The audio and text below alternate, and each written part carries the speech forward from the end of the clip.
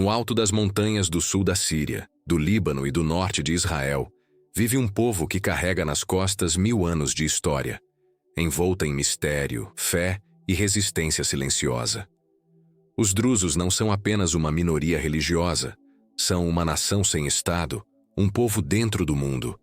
Suas aldeias, construídas em pedra, parecem fundidas à própria montanha.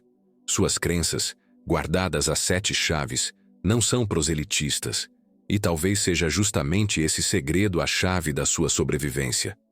Entre fronteiras desenhadas por potências coloniais e conflitos modernos, os drusos resistem.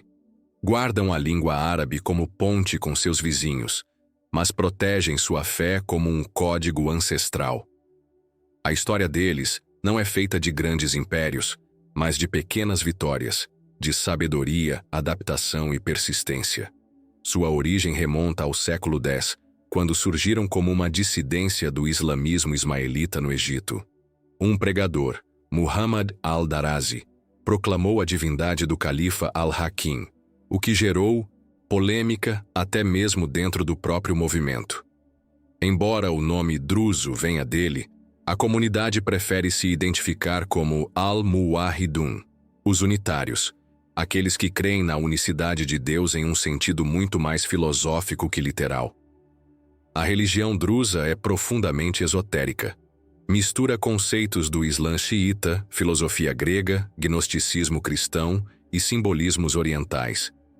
Não há mesquitas drusas. Os locais de culto são casas discretas, chamadas kalwa, onde os iniciados se reúnem para meditar e estudar. A fé não é ensinada a crianças, e o processo de iniciação exige disciplina, estudo e renúncia. Há 2 grupos, os ukal, os sábios, que seguem regras de vida austera, vestem roupas específicas, muitas vezes brancas ou escuras, e estudam os textos sagrados. E os juhal, a maioria do povo que respeita a fé, mas não tem acesso direto a seus escritos. A divisão é funcional, e qualquer pessoa pode, ao longo da vida, se tornar ukal, caso deseje seguir esse caminho. Um dos conceitos centrais da fé drusa é a reencarnação. Acredita-se que a alma jamais sai da comunidade, ou seja, os drusos de hoje carregam as almas dos drusos de ontem, e assim seguirá eternamente. Não há inferno nem paraíso no sentido tradicional. O julgamento é interior, ético e contínuo. A alma evolui de acordo com sua conduta moral, não com rituais. Sua bandeira tem 5 cores: verde, vermelho, amarelo, azul e branco, que representam os 5 princípios cósmicos: a inteligência, a alma, a palavra, o precedente e o seguinte. Cada cor corresponde a um aspecto filosófico do universo, e juntas formam o símbolo de uma fé que busca a iluminação interior mais do que a dominação externa. Na Síria, a maior população drusa está concentrada no Jabal al-Druze, também conhecido como Jabal al-Arab. Essa região montanhosa é feita de basalto negro, florestas secas e campos de oliveiras resistentes como o povo que os cultiva. A cidade de As-Suwaida é o centro cultural e político, mas as tradições estão espalhadas em cada vilarejo, onde o tempo parece andar de lado, não para frente. Durante o domínio otomano, os drusos souberam negociar sua sobrevivência. Estabeleciam pactos frágeis com o poder central, oferecendo lealdade em troca de autonomia. Mas quando isso não bastava, resistiam. Um dos momentos mais marcantes foi a revolta de 1925, liderada por Sultan al-Atrash, quando os drusos se levantaram contra o mandato francês e, por um breve momento, ameaçaram até a capital, Damasco.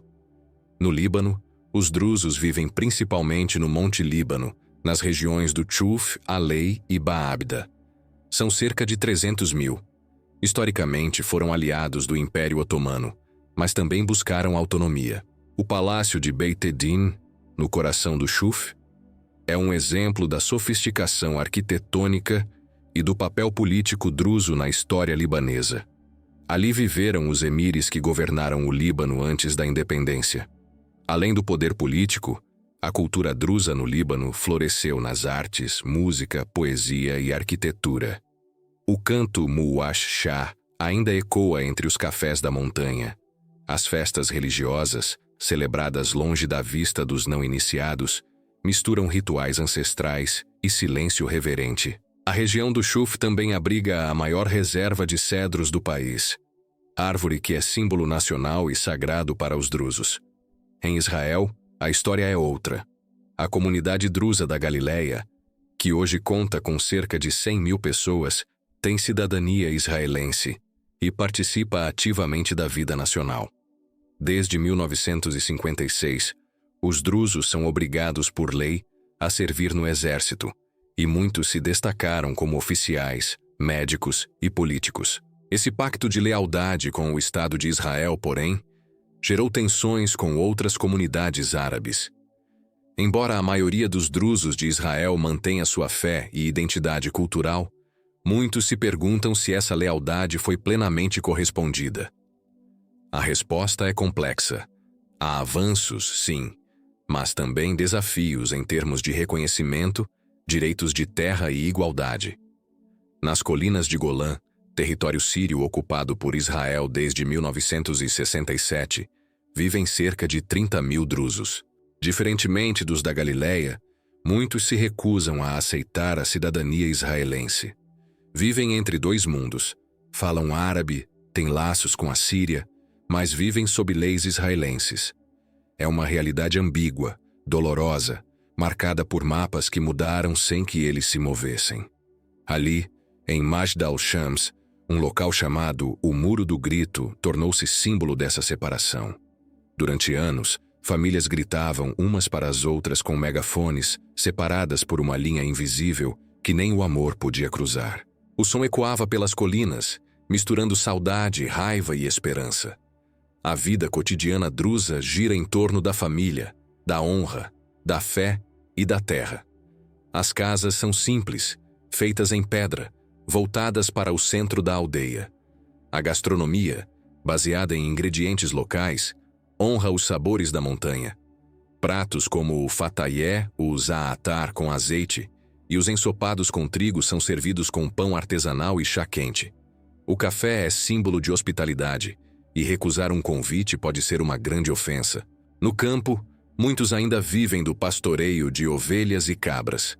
O trabalho na terra é visto como um valor sagrado. A transmissão de saberes acontece oralmente, dos avós aos netos, dos anciãos aos jovens.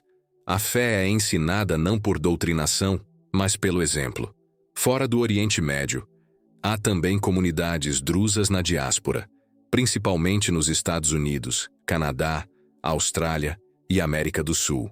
Nesses países, embora mais abertos ao mundo moderno, os drusos ainda se esforçam para manter os vínculos com sua fé, sua língua e seus costumes. Associações culturais, templos e encontros anuais fortalecem essa ponte entre gerações. Os drusos acreditam em uma unidade cósmica, onde tudo está interligado. O bem, o mal, o tempo, a alma, tudo faz parte de um ciclo eterno. Há mitos antigos sobre figuras reencarnadas, sinais espirituais e mensagens codificadas no universo. Não é raro ouvir histórias de crianças que afirmam lembrar de vidas passadas, ou de anciãos que reconhecem reencarnações entre os recém-nascidos. A filosofia drusa é complexa, mas pode ser resumida em 3 grandes pilares: autocontrole, conhecimento e lealdade. O autocontrole é a base da ética. O conhecimento é a chave para o aperfeiçoamento da alma. A lealdade, por fim, é o cimento que mantém viva a comunidade. Ser druso é resistir, é estar em casa, mesmo sem um país. É viver entre fronteiras sem se deixar dividir. É falar árabe, mas guardar palavras que só os seus compreendem.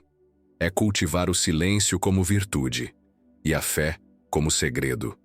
Num Oriente Médio marcado por mudanças constantes, guerras e instabilidade, os drusos conseguiram algo raro: continuar sendo eles mesmos. Discretos, mas presentes. Isolados, mas influentes. Antigos, mas ainda de pé. E você? Qual desses aspectos dos drusos achou mais fascinante? Teríamos deixado algum ponto importante de fora?